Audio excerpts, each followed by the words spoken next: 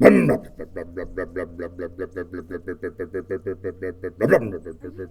the ground? Maybe. Did you put tinfoil in the wood? Absolutely. Does that make you feel a little dorky? Every moment of my life. But the trick is to just lean into it.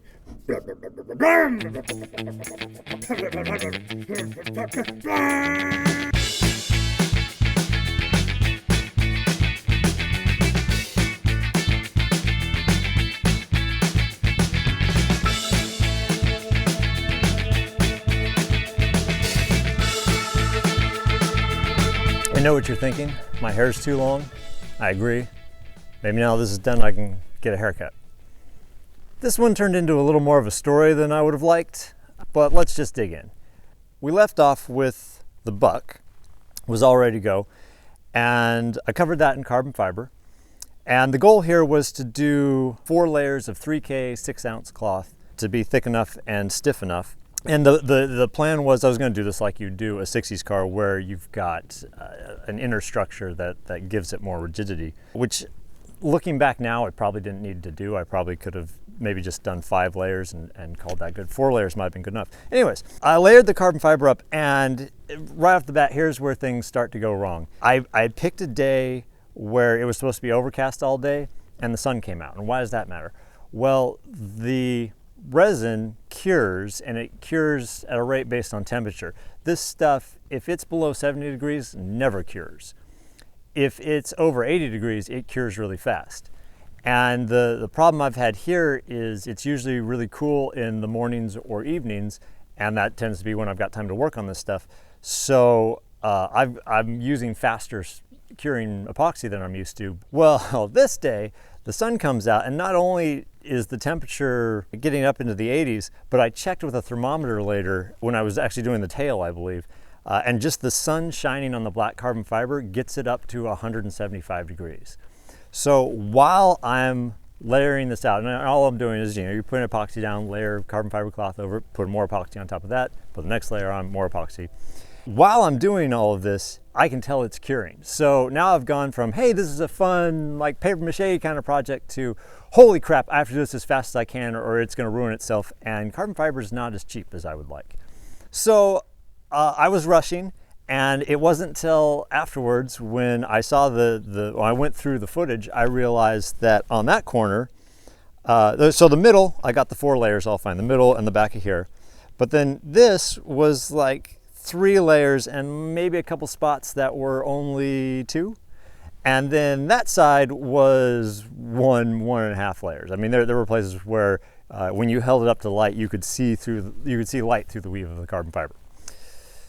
So that kind of freaked me out, and I was a little worried about getting it off the mold, because it sticks to the mold a little bit without it breaking. But man, carbon fiber is impressively tough. It came off fine, was a little flimsy over there, but held its shape. The whole thing only weighed 14 pounds, which is impressive, but I would never drive the car like that. I mean, part of this, because I'm going to do autocrossing and I'm going to drive it faster than my ability is capable of, I'm going to hit cones, and I want to be able to smack cones and not worry about this thing cracking.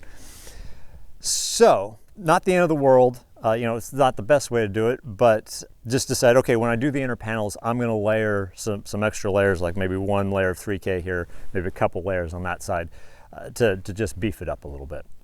Now, the second thing to go wrong, I usually use, it's like vacuum bagging material. It's just a plastic film you can put under the carbon fiber. You can also put over. It's what you'd use if you were vacuum bagging to make your vacuum bag out of. And the point is the carbon fiber epoxy will not stick to it, which is great. I've run out in the past before on other projects and found that wax paper worked great. And before I did this, I did a test, because this was not the exact same epoxy I'd used before. So I did a test with wax paper. Yeah, wax paper worked great. Well, it turns out it works great when it doesn't get too hot. When it gets hot, the wax paper, I assume, is what happening is it melts, and it melts to the epoxy. So instead of having something that you can just pull right off, I had to grind it off with a flat disc. And you might ask, since I wasn't vacuum bagging, why was it even on the top? If you lay the plastic sheeting or wax paper or whatever over the surface, it gives you a nice smooth surface. I don't know if it's like a capillary action or what, but it draws the epoxy up to it and gives you a nice smooth finish. So this is where we're at right now. Having pulled the carbon fiber off, the wax paper that I used to put over this, which you can still see some of it there because I haven't bothered taking this off because I'm going to cut that part out, just did not want to come off. So now we've got 14 pounds of carbon fiber that looks like a piece of garbage. Now I should explain why you normally don't do carbon fiber this way. The usual point of carbon fiber is to get something as strong and light and stiff as possible. And that's where vacuum bagging, or I mean, if you've got an autoclave, it's doing a similar thing, but vacuum bagging works without an autoclave. You put the cloth in and then you infuse the epoxy in under a vacuum inside this bag, and it's pressed together and any excess is drawn out, and what you get is this really great ratio of weight to strength. You know, depending on how you do the ratio, if you look at professional race cars, if you look at Formula One cars, it's not a smooth finish that you get. But if you just change that ratio just a little bit, so there's a little more epoxy, you can have that smooth finish, what you're used to seeing when you see some kind of fancy aftermarket part that's carbon fiber. And then, you know, you don't need to paint it if you like that look, but you don't need to do any kind of top coat or anything. The structure is all there, it's strong, that way it's light. I've done vacuum bagging before and it didn't go well. There's a difference between reading an article about how to do something and actually having done it enough to do it well. And that was the case here. I did a lot of research on how to do it, got all the materials, and no one thing didn't work. It was just a myriad of problems that all happened. You know, it starts with suddenly I'm chasing vacuum leaks in the bag while the infusion process is going on, and then the infusion process ended up not pulling all of the resin out that it should have, and then things that the resin was supposed to not stick to, it did stick to, and what I ended up with was pretty bad. And so after that, I kind of thought, well, can I just try this without vacuum bagging and just build up what I was doing in the mold I had made? And that actually worked better for at least what I was doing. And the stuff I vacuum bagged, I ended up having to put a layer of filler on top as kind of a top coat to smooth it out and take care of imperfections. Again, if you want all the advantages of carbon fiber, vacuum bagging, I mean, if you've got an autoclave, great, but vacuum bagging is the way to go. But if you're just used to doing fiberglass, this is me doing it just like you would fiberglass. And I should explain, carbon fiber is the cloth. You can use it with epoxy like I did. You can use it with polyester resin just like you would any old fiberglass, you know, boat repair job, stuff you can get from Home Depot. I like working with the cloth because, well, it's less itchy for one. I find it softer for the same thickness, which means it's easier to mold to more complicated shapes. And then as a bonus, you get to say your stuff's made out of carbon fiber. The downside is it is pricey. Now, I should stress, if you need to know where to buy this stuff. If you go into Amazon and try to get yards of carbon fiber, they'll sell it to you $100 a yard. That's bullcrap. Real suppliers will sell it from anywhere from $18 to $25 a yard. That's what you're looking for. So if you take the nose of my GT40, for example, the body of my GT40, different parts came from different places. The tail is done like you want a race car done, which is it's super thin. It's unfortunately a little fragile. It cracks kind of easily, but it's nice and light. It's a little wavy. If you look at it, you know, with the gloss paint and you get the light right, you can see waves in it. It's not the absolute smoothest thing in the world, and that's what race cars were like. The nose, I don't know if it was just built this way or if it's because somebody had adjusted the shape. I know the previous owner of that nose had done work on it to adapt it to something different. I'll show you on this piece I've cut out. So you can tell where the fiberglass is, and you can tell it is just as thick. I mean, this is almost 3/16 of an inch thick of filler.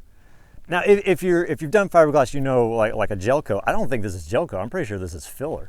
If it is gel coat, it's a really cool gel coat. I'd like to know where they got something that you could put on this thick. But so what I'm doing in this process, and this is more akin to prototyping than manufacturing, as obviously I'm only making one of these, is I'm just doing that process in reverse. Where normally you'd have a mold and you'd put down the gel coat and then you'd put your fiberglass in. What I'm doing is making the basic shape in carbon fiber and then coating that with a very thin layer of filler so I can make it smooth, and then primer and paint. A couple downsides of this is, one, it's going to be more labor intensive. You could argue that it costs a little bit more, and then it's not going to be as light. So it's like, well, why do all that? Well, because you can do this slowly, and if things don't go perfectly right, you're not screwed. Whereas if you're doing something like vacuum bagging and things start going wrong, as I've experienced, then your whole thing is kind of screwed. And I don't need that in my free time. I like something where it's like, hey, I can just take it slow, and if I screw up, which I'm going to because I screw up a lot, I can still get there in the end. Some of you are probably saying, well, why didn't you take a mold of your buck and then use that to put the carbon fiber in? Molds never come out perfectly, especially the first time. I mean, if you're doing a manufacturing thing, you would take a mold and then make a part out of that and then adjust the mold or make a new mold out of that once it's adjusted. It takes a few tries to get it right. The other thing is, a mold for this thing is going to be huge, and then I've got this stupid mold that I have to put somewhere. I do not want to store a mold, and I don't want to have to throw a mold away.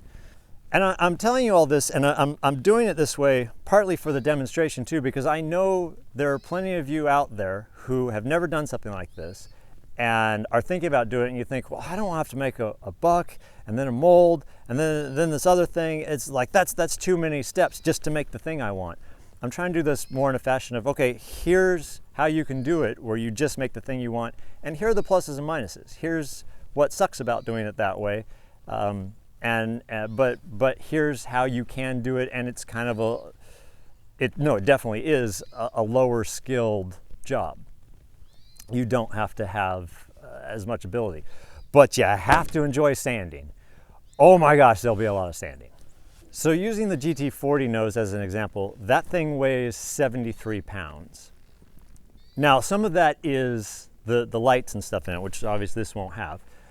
But I weighed those lights when I installed them, because I actually ran the car before it had lights, and those lights added 12 pounds with the lights and the wiring and everything. So 61 pounds for the nose of that car. All I've got to do is beat that. That's the goal. Now we have to get back to why this is a story. I order a bunch of materials all from the same place that I'd ordered the original stuff for, and stuff when I did the nose on the Lotus. This is the epoxy I've been using. It's nice, syrupy stuff, so it doesn't run all over the place. That's a two-part. There's that, and there's the hardener. So I've got that order in. I'm like, okay, they're in Florida, I think. So it takes about a week for stuff to get here. But I've still got leftover carbon fiber, so I start working on the inner panels, and there's two main panels that go down the middle of this. I've got these brake ducts carbon fibered in. I got these from Pegasus Auto Racing. They've got a few different sizes. I would have liked to have those a little longer and thinner, but this was the best size I could get. The next step for this will be to go around and do the kind of edge, the lip that goes in all the way around there. I'm running out of epoxy right now, and I've got 2 orders of epoxy in, so I'm waiting on those, and I'm kind of stuck. I can't do any more on this. But what's going on here is I've got all these things going. This is for making the edge on the rear, and this kind of helps structurally too. It helps the nose keep its shape, and really, if you have enough places that the nose will attach to on the car, you don't need to do these edges, but it looks nice, especially where the panel gaps will be. Normally, you would do on a fiberglass section, or nose, body part, whatever, you would do a lip in here going sideways to give this some rigidity. It adds very little weight, but does a lot for helping this thing hold its shape. But I'm actually not going to do that on this like I did up there, because the carbon fiber's pretty stiff as it is. These are the boards, and this is the template under here that I used for the inner panel that I'm making. I'm going to use it to make the other one as soon as the rest of my epoxy gets here. I put plastic over this that the epoxy wouldn't stick to. And then I just put these boards in a can, like so, like that, and that was how I've made my curved edge. And the panel would look a heck of a lot better if I put wood or aluminum or something over this, with plastic in between it, to squish it down. So I've got this section here. I've got to trim it a little more, but it'll slot in there and there. So it's now been a couple weeks and I'm noticing, hey, I haven't gotten my materials. That's odd. Okay, well, I've got time right now, so how should I do this? And I had about a half gallon of resin left from a previous project from years ago, and it's got an expiration date on it. And I can tell it's kind of separated inside. It's become this like crystallized, salty kind of junk and some still liquid stuff. So I thought, well, since I'm bored, maybe as an experiment, we see if this stuff still works. I pour it into a bowl where I can mix it up with a whisk. I probably use a blender, but whatever I used was going to have to be thrown away afterwards. And I stir it up, and it gets better. It still gets these kind of crystal things that settle down at the bottom. Now, if I was smart enough to Google this, I would have gotten the answer to how you deal with that, but I wasn't at the time. So what I found is, okay, I'm just going to take the stuff that still looks like resin off the top, and I'm going to continue working. So I made the second inner panel, and then I don't have a lot of epoxy left that doesn't have these crystals in it. But so I go ahead and try to use them on the insert, and just total experiment. And that's why you see while I'm doing this, it looks lumpy and it looks like what is that junk on there? Probably heard me mention that a lot of times when I'm forming things in fiberglass or carbon fiber, I'll make the piece in aluminum first, and then I'll use that as a mold. And this here is a case of that. This is the air outlet for behind the radiator in the nose. And this is just really soft aluminum that's easy to shape because it only needs to hold its shape while the stuff is curing. It's just clipped together so that when it's time to get the carbon fiber out, I just take these out.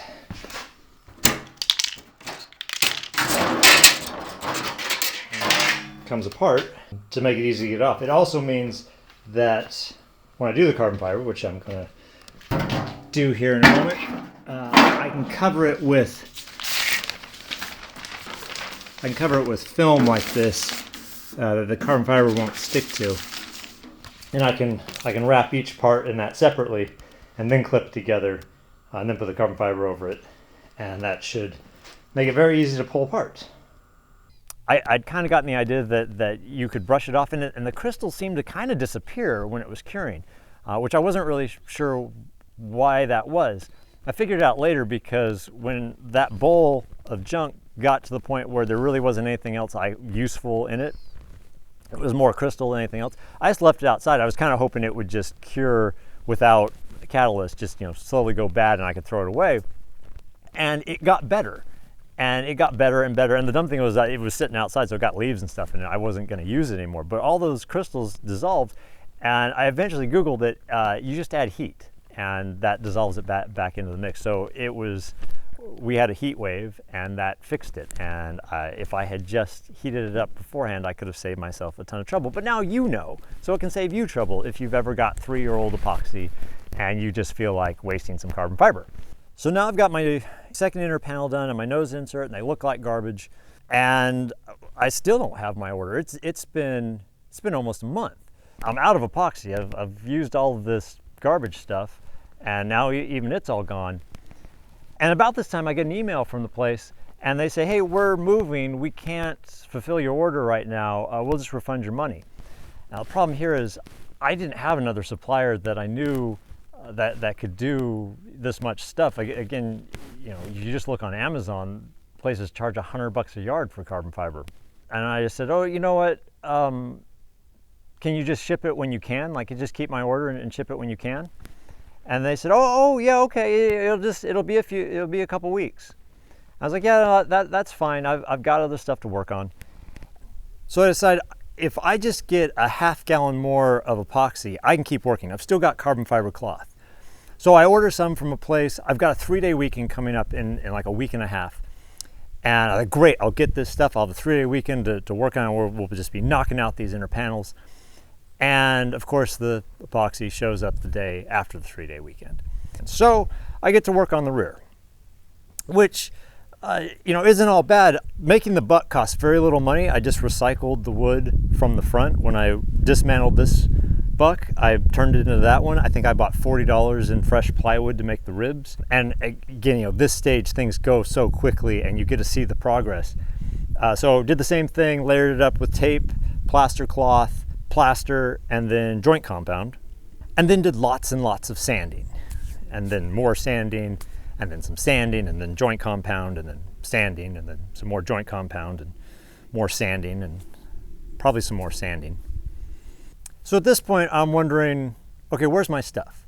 It's been a couple months since I placed the initial order. It's been 4 weeks since they told me it would be a couple weeks.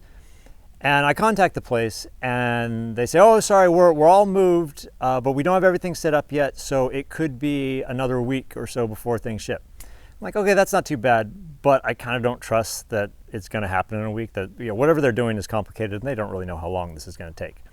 I decided to order some stuff from another place. I do a small order, just a little bit of cloth and a little bit of resin, a little bit of epoxy, just to kind of test them out and make it so I can keep working. And they're on the East Coast, so it's going to take a week. So I do some more sanding on the rear. And then there's a problem with my order, and they don't ship it out when I think they will, because I have to talk to them and go back and forth about what I want, because they didn't have what I wanted. And so then they ship it out, and I've got more time to do more sanding on the rear. And more sanding. Took a break to go for a drive, and then got back to sanding. So the first order that was supposed to show up before the 3-day weekend shows up, and I instantly get to work on the inner panels. So now it's time to put the 2 main inner panels that are going the length here in place. I do a test fit, just with the nose upside down, and they sit in perfectly. I mean, like a total luck situation. I'm like, okay, this is great.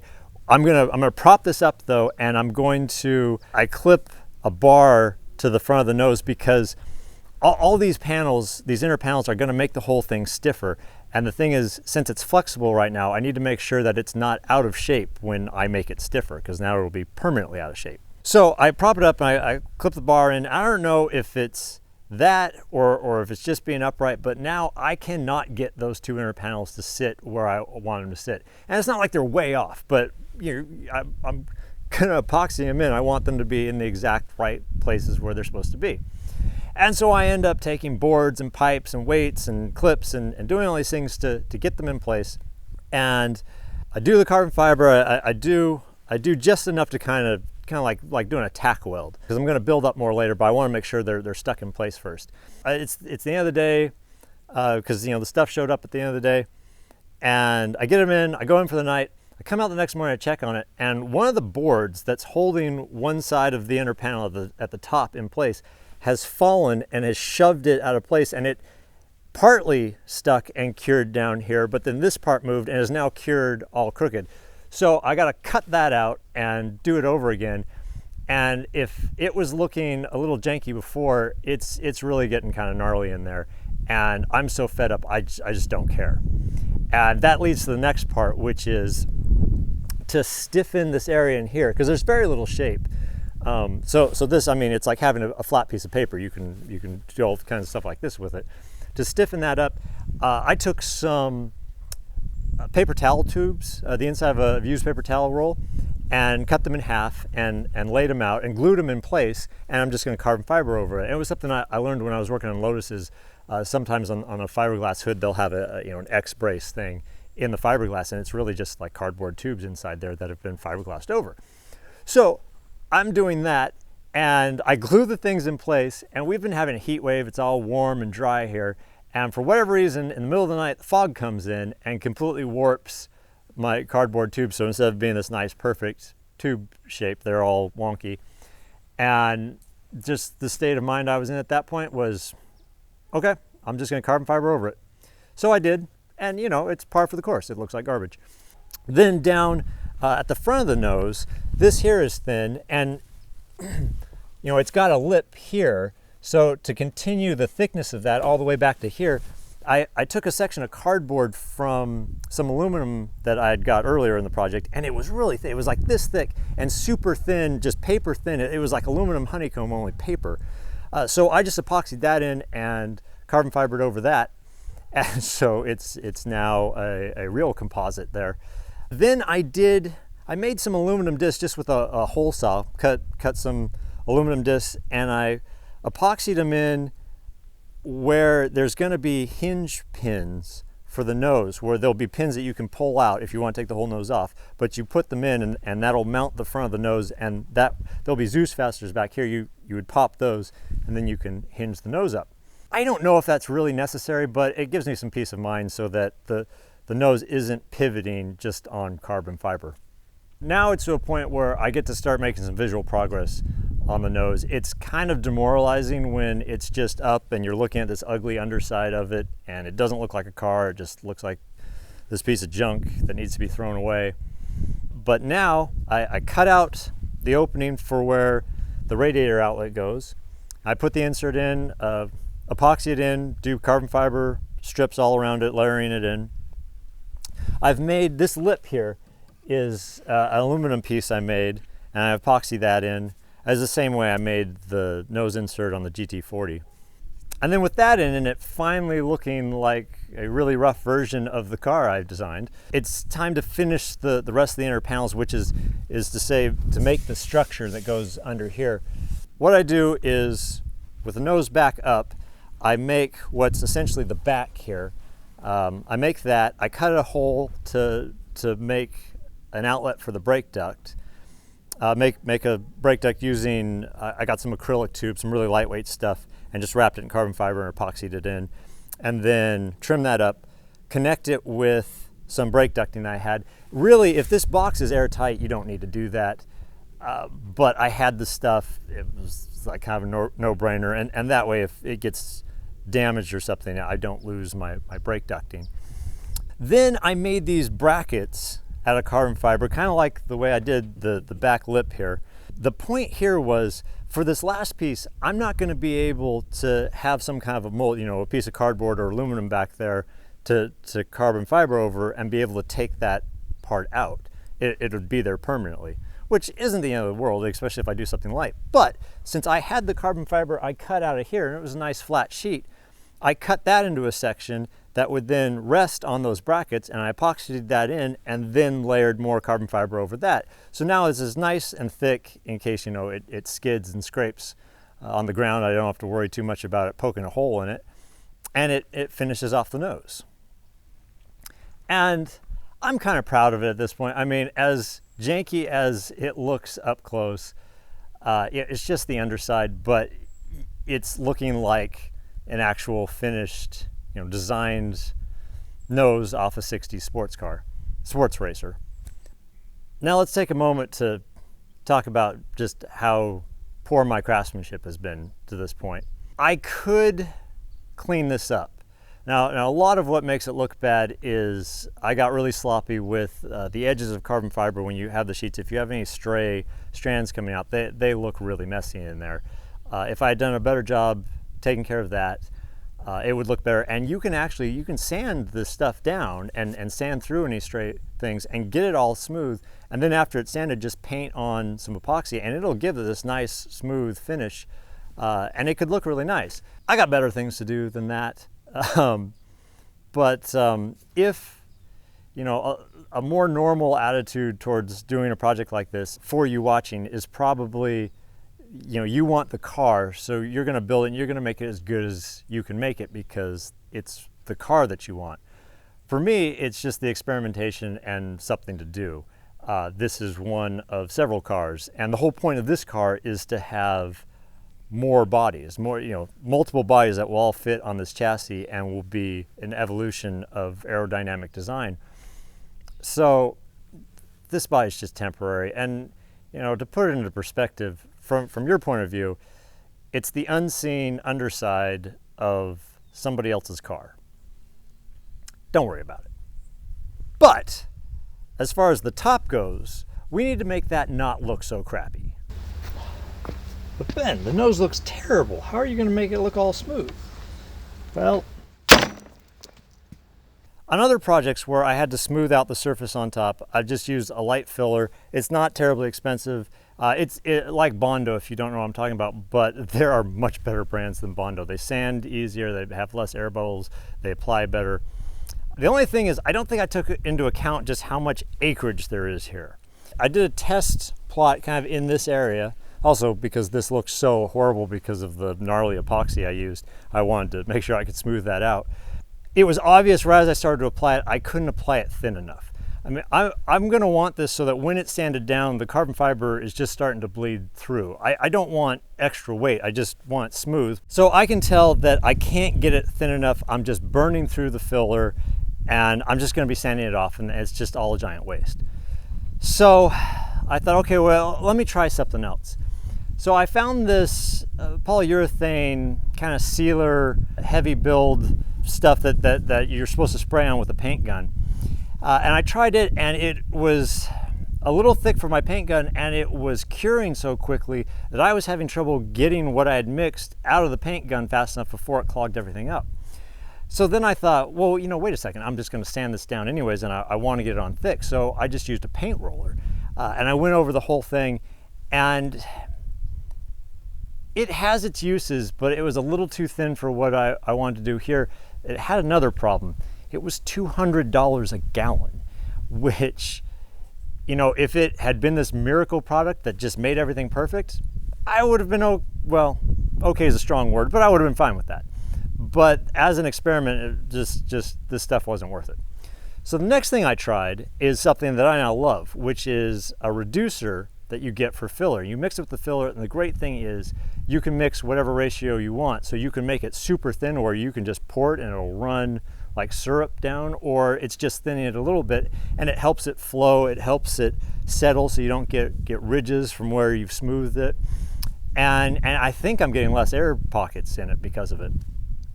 So I got that, coated the whole thing, sanded it down, because I love sanding. Then we primered it, and that's what you see here. This is obviously not the final paint, and not just because there's this bird poop here. But I went for red primer. One, I wanted to see the car in red to see what it would look like.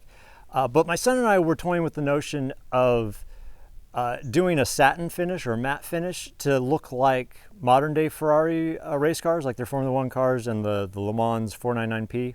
But after having done this, it's like, okay, this is interesting, but I think I'm gonna stick with a glossy coat. This is also brighter red than I'm gonna do. I'm gonna do a much darker red.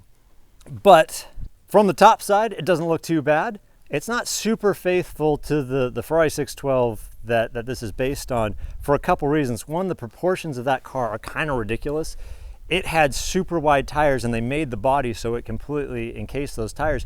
And because of that, that car is more than a foot wider than this car. And because I'm gonna autocross it, I don't want the car to be that wide. The other thing is, my chassis is kind of an evolution of the chassis I designed for the GT40. It's kind of, if you take away all the things that have to be there to make a GT40 body work, you know, how would I do the chassis? And because of that, I didn't want any extra bulk. So the fender heights and how low it comes down, this is all based on exactly how low I can make this and still have room for the internals in there. So in that sense, I'm actually trying to design a good working car. But now let's see if I succeeded or not. So I mentioned that when I first pulled the too thin of a shell off, it was only 14 pounds. When I was all done doing the inner panels, it was now 38 pounds, which was a little more than it should be. Part of that is when I did the inner panels, I purposely beefed up the inside of the fenders. So these are now super strong. They're sturdier than they need to be. So when it was all bare carbon fiber and looking like garbage, it was 38 pounds. With the filler and primer on, it's now 49 pounds, which is a bit porky for a carbon fiber thing of this size. But if you compare it to the GT40, I'm still 13 pounds under what that is without its lights, and what, 20 4 pounds under what it actually is sitting there. Now you might say this doesn't have its final paint on yet. That'll add a few pounds. It will, but this primer's on pretty thick. I'll again be sanding this down to where what's underneath is just starting to bleed through. It'll also make everything just that little bit smoother. You know, from the standpoint of a professional race team, nobody's going to come knocking on my door hiring me to do this stuff, and I'm glad because I hate doing it. But from the standpoint of stuff you'd get from a kit car, no, this is great. And being the nose on this car is going to be too light as far as the weight distribution goes, so a little extra weight here is fine. This is what I tell myself to help me sleep at night. And then, 3 months after I placed my initial order, I contacted the place in Florida and said, hey, are you going to ship this stuff? And the answer was a little muddled, so I finally said, you know what, just cancel my order. I'm going to get stuff from somewhere else. And part of the impetus here is it has now been so long that I'm running the risk of rain coming, and this is just plaster and joint compound. It was not made to sit out in the rain, the buck. You know, the idea of the buck and the joint compound is that I make it, and within a week of being finished, I'm doing the carbon fiber. It's been months, and we've gone from heat waves to drizzle to heat waves to drizzle, and it's causing the joint compound to crack and then bubble up and then chip and then fall back down and then chip off and just do all kinds of crazy things. So I've repaired it a couple times, and I'm just desperate. It's like I need to get this done. So I place a much bigger order with Solar Composites. They get the stuff out right away. Of course, UPS has a delay and they don't know when it's coming, but then it finally comes. And it showed up late afternoon, and I just started working instantly. With that said, since the building of this part, I'm going to take everything I learned on that, hopefully do a better job, and I know what works and what doesn't with the materials I have. So rather than do another blow by blow, I'm just going to shut up and let's just watch this thing sped up to the point where it seems like, hey, this is cool to see something come together, as opposed to thinking of the hours and hours and hours and hours and hours of endless sanding.